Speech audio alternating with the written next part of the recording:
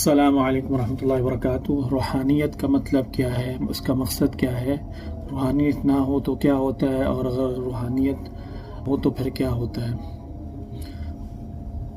اس سوال کا جواب سمجھنے کے لیے سب سے پہلے آپ یہ سمجھ لیں کہ ہمارے جسم کے اندر اللہ تعالیٰ نے روح رکھی ہے۔ یہ روح ہی ہمارا جسم چلا رہی ہے۔ روح نکل جائے، جسم سے الگ ہو جائے، بدن سے الگ ہو جائے تو اس بدن کی کوئی ویلیو نہیں ہے، یہ مردہ ہو جاتا ہے۔ ٹھیک ہے، اسے جا کے پھر قبر میں دفنا آتے ہیں جو ہے نا۔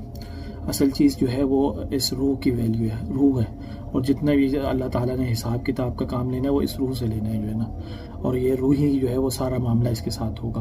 اور قرآن میں اللہ تعالیٰ نے فرمایا کہ آپ سے روح کے بارے میں پوچھتے ہیں، سورہ بنی اسرائیل میں وَيَسْأَلُونَكَ عَنِ الرُّوحِ قُلِ الرُّوحُ مِنْ أَمْرِ رَبِّي وَمَا أُوتِيتُم مِّنَ الْعِلْمِ إِلَّا قَلِيلًا، کہ آپ سے روح کے بارے میں پوچھتے ہیں، ان کو کہو کہ روح جو ہے وہ اللہ کے حکم سے، ٹھیک ہے، اس کے بارے میں تمہیں بہت تھوڑا علم دیا گیا ہے جو ہے نا۔ اچھا، یہ ہو گیا روح، اور روحانیت جو ہے وہ روح سے نکلی ہے۔ اب روحانیت جو ہے